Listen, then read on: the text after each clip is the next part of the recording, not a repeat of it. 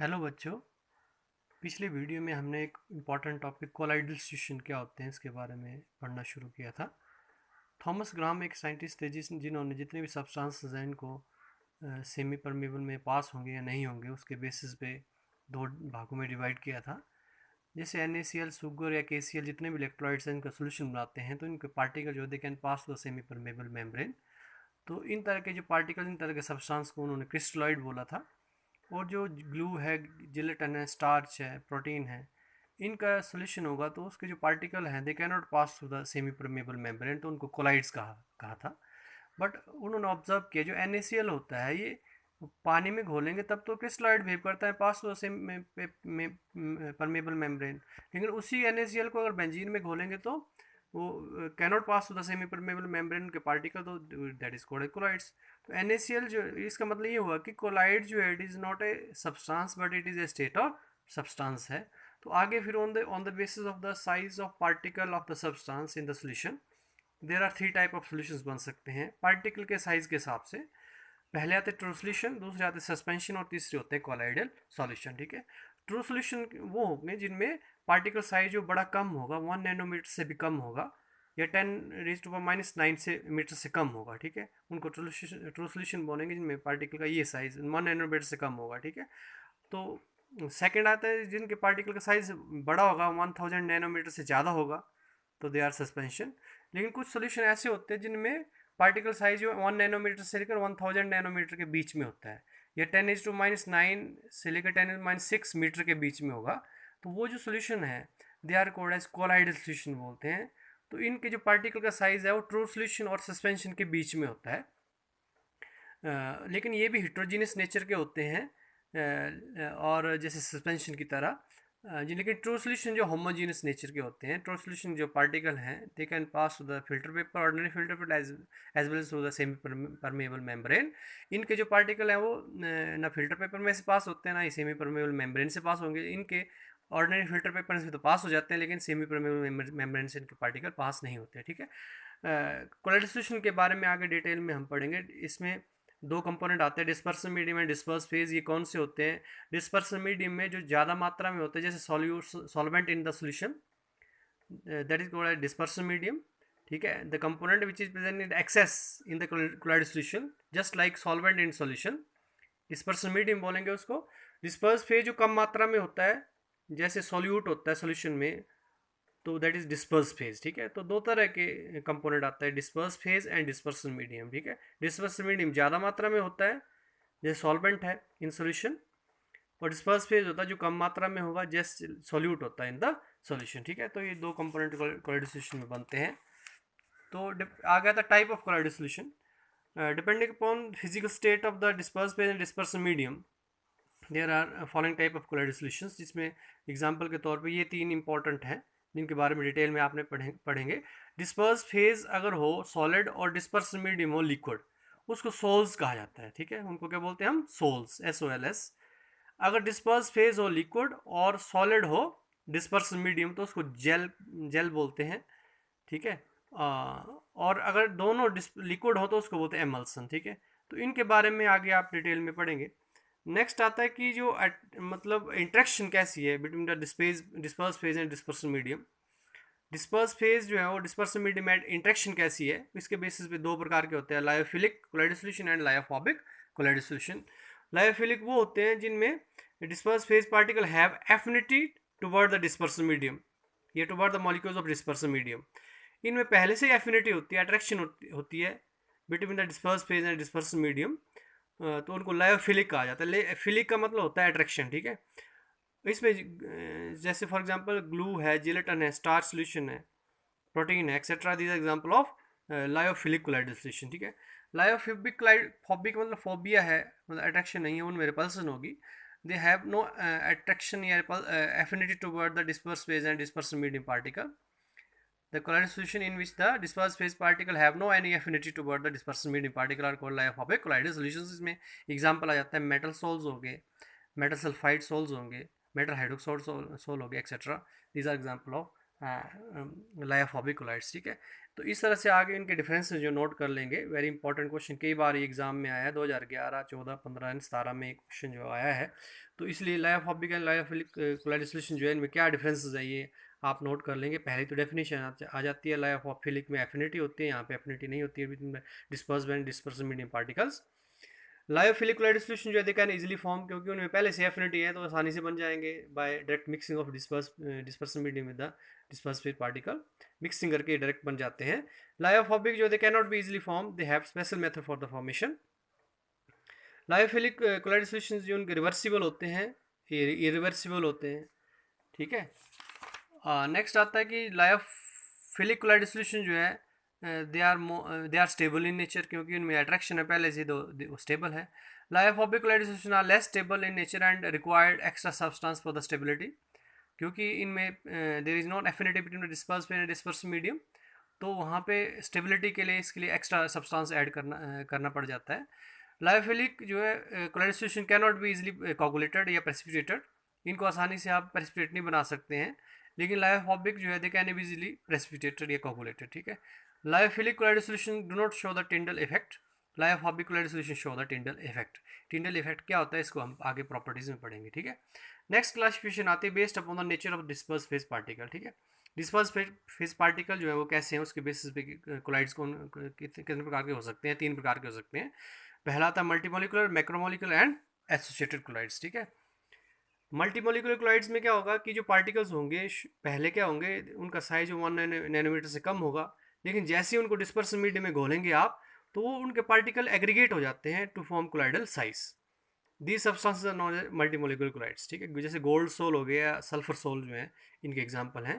पहले तो डिस्पर्सन में जो पहले जो पार्टिकल थे उनमें साइज़ क्या था, 1 नैनोमीटर से कम था, लेकिन जैसे आप डिस्पर्सन मीडियम में उनको घोला या डिस्पर्सन मीडियम के साथ मिक्स किया, तो उनके पार्टिकल आपस में क्या हो जाते हैं, एग्रीगेट हो जाते हैं, एसोसिएट हो जाएंगे, इकट्ठे हो जाएंगे, और उससे जो उनके पार्टिकल कोलाइडर पार्टिकल के साइज़ के बन जाते हैं। तो these substance are multimolecular collides.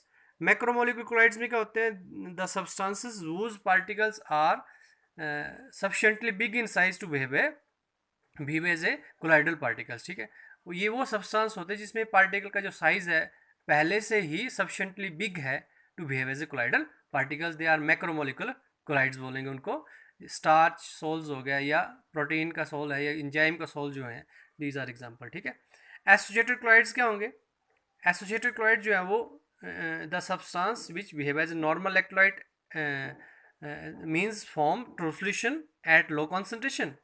Low concentration में तो ट्रू सॉल्यूशन है उनका, 1 नैनोमीटर से कम साइज है, दैट इज ट्रू सॉल्यूशन है उनका।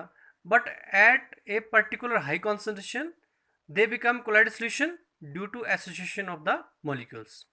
लेकिन एक पर्टिकुलर हाई कॉन्सेंट्रेशन में उनके मॉलिक्यूल्स वैसे इकट्ठे हो जाते हैं जैसे मल्टीमोलिकुलाइड्स में, लेकिन यहाँ मल्टीमोलिकुलाइड्स में डिस्पर्सन मीडियम में ही मिक्स करते ही वो इकट्ठे हो जाते हैं। लेकिन यहाँ पे कंडीशन क्या है कि लो कॉन्सेंट्रेशन में तो ट्रू सॉल्यूशन है having size less than 1 nanometer, लेकिन एक पर्टिकुलर हाई कॉन्सेंट्रेशन में वो इकट्ठा होके कोलाइडल रेंज के उनके पार्टिकल बन जाते हैं, and that they are called associated colloids. And thus अब जो एसोसिएटेड कोलाइड्स हैं, जो एसोसिएटेड कोलाइड्स में जो एग्रीगेटेड मॉलिक्यूल्स होते हैं उनको मिसल्स कहा जाता है, ठीक है। In the associated chlorides the aggregated molecules are called as micelles, ठीक है। मिसल्स क्या होते हैं, यहाँ पे इसकी डेफिनेशन जो है वो एसोसिएटेड क्लोराइड्स में क्या होता है, जो एग्रीगेटेड मॉलिक्यूल्स हैं they are called as micelles, ठीक है। तो no at low concentration they are normal electrolyte, they behave as a true solutions, but at a particular high concentration due to aggregation of molecule they will form the colloidal solution, और उनको हम बोलते हैं associated chlorides बोलते हैं। जिस concentration में micelles formation होती है उस कॉन्सेंट्रेशन को क्रिटिकल मिसलाइजेशन कॉन्सेंट्रेशन कहा जाता है। जिस टेम्परेचर में मिसल्स बनते हैं, the temperature at which the micelles formation takes place is called as Krafft temperatures, ठीक है। तो ये छोटी छोटी डेफिनेशन जो है इसमें से आप नोट कर सकते हैं। नेक्स्ट, जब आप जैसे एग्जांपल है मिसल्स फॉर्मेशन का यहाँ पे दिया गया है, जब आप सॉप लेते हैं उसका एक्वा सॉल्यूशन बनाते हैं, तो ये is a formula of shop, aqua solution बनाया तो उनमें इस तरह से डिस्ट्रीब्यूशन हो जाती है, एनाइन और जो कैटाइन वो अलग हो जाते हैं, और ये जो एनाइन्स होते हैं they are called disperse phase particles and they will aggregated to form micelles, इनसे मिसल्स बनती है। इनका जो स्ट्रक्चर आप इसको ध्यान से देख सकते हैं, इसमें एक एंड होता है ये हाइड्रोफोबिक है, जो लॉन्ग हाइड्रो कार्बन चेन है, ये देखिए ये जो कार्बन की चेन है, इट इज़ हाइड्रोफोबिक एंड होता है, और ये होता है हाइड्रोफिलिक एंड। तो जब ये इसको आप डिस्पर्सन मीडियम में इसमें ये आते हैं ये पार्टिकल्स, तो जो हाइड्रोफोबिक एंड होता है वो आपस में इकट्ठा हो जाता है, और हाइड्रोफिलिक एंड जो डिस्पर्सन मीडियम की तरफ चला जाता है, तो इस तरह से मिसल्स फॉर्मेशन जो है वो बनती है, स्ट्रक्चर ऑफ मिसल्स। ठीक है। नेक्स्ट आता है what are the method of preparation of colloidal solutions. Colloidal solution को बनाने के लिए लायोफिलिक कोलाइडल सॉल्यूशन जो है they can easily form by direct mixing of disperse phase and dispersion medium, but they do not have any special method. But lyophobic colloids जो है have special method. इसमें सबसे पहला मेथड आता है ब्रिडिग-आर्क method. ब्रिडिग-आर्क method से जो है मेटल सोल्स बनते हैं, जैसे गोल्ड सोल हो गया, प्लैटिनम, सिल्वर, कॉपर सोल, जितने भी मेटल सोल हैं ब्रिडिग-आर्क मेथड से बनते हैं। इस मेथड में क्या करते हैं हम, जिस मेटल का सोल हमने बनाना उनके 2 इलेक्ट्रोड्स लेते हैं, उनको उसमें इलेक्ट्रिक आर्क अटैच करते हैं उसके साथ, और उसको डिस्पर्सन मीडियम में डिप करते हैं इलेक्ट्रोड को। और ये जिस बीकर में डिस्पर्सन मीडियम लिया उसको it is surrounded by the ice, cool ice मतलब ताकि ये कूल रहे मिक्सचर।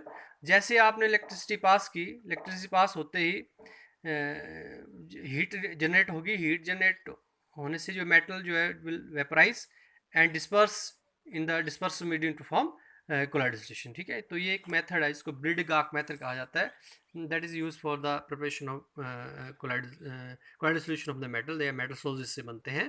पेप्टाइजेशन क्या होता है? पेप्टाइजेशन में क्या करता है, process of converting the freshly prepared precipitate into colloidal solution by addition of small amount of electrolyte is called peptization. जो इलेक्ट्रोलाइट होते हैं, जो सॉरी प्रेसिपिटेट बने होंगे उसमें से हम थोड़ा सा इलेक्ट्रोलाइट ऐड करते हैं, इससे जो है वो कोलाइडल सॉल्यूशन फॉर्मेशन होती है, and that process is called as peptization. उस पेप्टाइजेशन होती कैसे है, एंड जो इलेक्ट्रोलाइट ऐड होता है उसको पेप्टाइजिंग एजेंट बोलते हैं। The electrolyte added for this purpose is called peptizing agent बोलते हैं। पेप्टाइजेशन होती कैसे है, पेप्टाइजेशन के दौरान जो प्रेसिपिटेट होते हैं they will absorb suitable ion from the electrolyte, एक आयन को एब्जॉर्ब करते हैं और उससे उनके बीच में चार्ज बन जाता है, and they will get up charge, ये they will get the charge, and due to repulsion between the charges, repulsion between the charges, ये चार्ज जो कोलाइडल पार्टिकल्स जो हैं that they disperse throughout the solution and form colloidal solution. ठीक है। क्योंकि पहले precipitate में charge नहीं था तो वो सेटल डाउन हो गए थे एट द बॉटम, लेकिन जैसे वो चार्ज हो जाएंगे तो उनमें रिपल्सन पैदा होगी, रिपल्सन पैदा होते ही they will disperse in the solution to form colloidal solution. ठीक है। इसके बाद नेक्स्ट जो है वो कंसेप्ट जो हम लेंगे that is purification of colloidal solution. क्या होता है, कैसे इम्प्योर जो कोलाइडल सॉल्यूशन उसको प्योरीफाई किया जाएगा, ये प्रोसेस है, it is called dialysis. It is very simple process. Impure colloidal solution को जो है वो will taken in the bag made of semi permeable membrane, and this bag is suspended in water. तो ये जो सेमी परमेबल मेम्ब्रेन है इसकी खासियत ये है कि जो क्रिस्टलॉइड होते हैं या जो इलेक्ट्रोलाइट होते हैं, जो नॉर्मल इलेक्ट्रोलाइट जो इम्प्योरिटीज़ है कोलाइडल सॉल्यूशन में, वो तो उससे सेमी परमेबल से पास हो जाएंगे, लेकिन कोलाइडल पार्टिकल जो है they will remain in the, they cannot be passed through the colloidal solution and remain in the in the bag. तो ये जो मेथड है इस प्रोसेस को हम बोलते हैं dialysis. The process of separation of the colloidal solution, a colloidal particle from the crystalloid जो इम्प्योरिटी है यहाँ पे, by using semi permeable membrane is called as dialysis बोलते हैं। ठीक है। तो इस प्रोसेस को हम डायलिसिस कहेंगे। It is use for purification of colloidal solution, क्योंकि कोलाइडल पार्टिकल तो यहीं पे रहेंगे, लेकिन इसमें से कौन से पास होंगे, जो इम्प्योरिटी होंगी, क्रिस्टलॉइड्स होंगे, दे can pass easily pass through the semi permeable membrane. तो इससे कोलाइडल पार्टिकल और क्रिस्टलॉइड जो आपस में सेपरेट हो जाएंगे, and this process is known as dialysis इसको बोलते हैं। ठीक है। एक होता है इलेक्ट्रोडायलिसिस। क्योंकि speed of dialysis is very slow, in order to increase the speed of dialysis it is carried out in presence of electric field. Electric field की प्रेजेंस में जब इसको करते हैं तो इसकी स्पीड बढ़ जाती है डायलिसिस की, एंड दैट डायलिसिस को इलेक्ट्रो डायलिसिस बोलते हैं। ये डेफिनेशन भी यहाँ से नोट कर सकते हैं। नेक्स्ट आता है properties of the colloidal solution. पहले आती है मैकेनिकल प्रॉपर्टी। मैकेनिकल प्रॉपर्टी में इंपॉर्टेंट एक कंसेप्ट है टिंडल इफेक्ट। क्या होता है, ठीक है। टिंडल इफेक्ट जो है the process of scattering of light by the colloidal particles as a result of which path of light become visible is called Tyndall effect बोलते हैं। कई बार आपने सिनेमा हॉल में मूवी देखने गए होंगे, तो जो लाइट मूवी की जो आती है पीछे से, तो वो जो लाइट जो एक्चुअली डस्ट पार्टिकल होते हैं, they are colloidal in nature, जब वो लाइट उसमें से पास होती है उसका पाथ जो है बड़े आसानी से नजर आ जाता है, एंड दैट पाथ जो विजिबल क्यों होता है, because of the Tyndall effect. तो यहाँ पे इसको हम डायग्रामेटिकली बता सकते हैं, ये लाइट यहाँ आ रही है, ट्रू सॉल्यूशन में से पास करेंगे तो उसका पाथ विजिबल नहीं होगा। जैसे ये लाइट पास होगी कोलाइडल सॉल्यूशन से तो इसका पाथ क्या हो जाएगा, visible. That visible path is called as Tyndall effect बोलते हैं। इस कंसेप्ट को, इस फिनोमेना को आप क्या बोलते हैं, टिंडल इफेक्ट बोलते हैं। ठीक है, एप्लीकेशन ऑफ टिंडल इफेक्ट में ले सकते हैं, Tyndall effect is use for setup an apparatus. इस एपरेटस सेटअप करने में मदद मिलती है, कॉल्ड एज अल्ट्रा माइक्रोस्कोप। उस एपरेटस का नाम है अल्ट्रा माइक्रोस्कोप। टिंडल इफेक्ट जो है वो confirm the heterogeneous nature of the colloidal particles या कोलाइडल सॉल्यूशन। ठीक है, तो ये भी इसकी एप्लीकेशन में आ सकता है। दूसरा आ जाता है कि ब्राउन इन मोमेंट क्या है। It is very important second property, brown in moment क्या है। रॉबर्ट ब्राउन एक साइंटिस्ट थे, उसने ऑब्जर्व किया जो कोलाइडल पार्टिकल्स होते हैं, डिस्पर्स फेज पार्टिकल जिनको कहा जाता है, are not stationary but they are moving randomly in all directions. ठीक है, and this give the zigzag motion to the colloidal particle and known as Brownian moment. ठीक है, मूव कर रहे होंगे अपने डायरेक्शन, किसी भी डायरेक्शन में जा सकते हैं, यहाँ पे यहाँ गए इस तरफ से, तो they are moving randomly on directions and that zigzag motion of the colloidal particle called as, उसको बोलते हैं ब्राउन इन मूवमेंट। जैसे यहाँ पे एक पार्टिकल था इस तरफ मूव, सॉरी यहाँ पे एक पार्टिकल इस तरफ मूव किया, इस तरफ मूव किया, इस तरफ, तो that zigzag motion of the particle is called as Brownian movement है। ठीक है, कोज क्या है इसका, Brownian movement is due to the unbalanced bombardment of colloidal particles with the molecules of dispersion medium. जो collision होता है, unbalanced collision होते हैं between the colloidal particles and dispersion medium, molecules of dispersion medium, that unbalance जो collision है it is cause for the brown in movement. तो कोज को भी आप ध्यान में यहाँ पे रख सकते हैं। नेक्स्ट आता है एप्लीकेशन क्या है इसकी ब्राउन इन मूवमेंट की। It is responsible for the stability of colloidal solution. देखो ब्राउन इन मूवमेंट के कारण they are particle are moving randomly all directions, तो इससे क्या होगा, they will not settle down under the influence of gravity. तो वो मूवमेंट के कारण वो सेटल नहीं हो पा रहे हैं, तो that responsible for the stability of colloidal solution. ठीक है, it confirm the ceaseless motion of the molecule of gas as postulated by the kinetic molecule theory. तीसरा आता है it help to determine the Avogadro number. ठीक है, ये Brown movement जो help to determine the Avogadro number. Next आता है electrical property. ठीक है, इलेक्ट्रिकल प्रॉपर्टी मतलब इलेक्ट्रिसिटी की तरफ क्या बिहेवियर रहेगा इनका, इनके कोलाइडल पार्टिकल्स का। तो सबसे पहले आप इस चीज़ का आपको पता होना चाहिए, जब आप कोलाइडल सॉल्यूशन बनाते हैं तो जो कोलाइडल पार्टिकल्स होते हैं, डिस्पर्स फेज पार्टिकल होते हैं, उनमें कुछ चार्ज आ जाता है, दे विल गेट चार्ज्ड अप। या तो पॉजिटिव चार्ज आता है या नेगेटिव चार्ज। जब बना शुरू में प्रेपरेशन के दौरान ही कोलाइडल पार्टिकल जो होंगे दे विल गेट चार्ज्ड। ठीक है, तो जिन जिन कोलाइडल सॉल्यूशन के जो पार्टिकल पॉजिटिव चार्ज के होंगे उनको बोलेंगे पॉजिटिव चार्ज सोल। इसके एग्जाम्पल आते हैं जो आयरन, जितने भी मेटल हाइड्रोक्साइड सोल्स होते हैं या मेटल ऑक्साइड सोल होते हैं, ये जो they are positively charge sols. ठीक है, और जिनमें नेगेटिव चार्ज आता है पार्टिकल में उनको नेगेटिव चार्ज सोल्स कहा जाता है। जितने मेटल सोल्स हैं ये मेटल सल्फाइड सोल हैं, जैसे आर्सेनिक सल्फाइड्स है, ये नेगेटिवली चार्ज के होते हैं, नेगेटिव सोल्स होते हैं। ठीक है, तो depending upon the charge of the colloidal particle they are two type of sols या two type of colloidal solutions. ठीक है, अब ये पहली प्रॉपर्टी आती है इसकी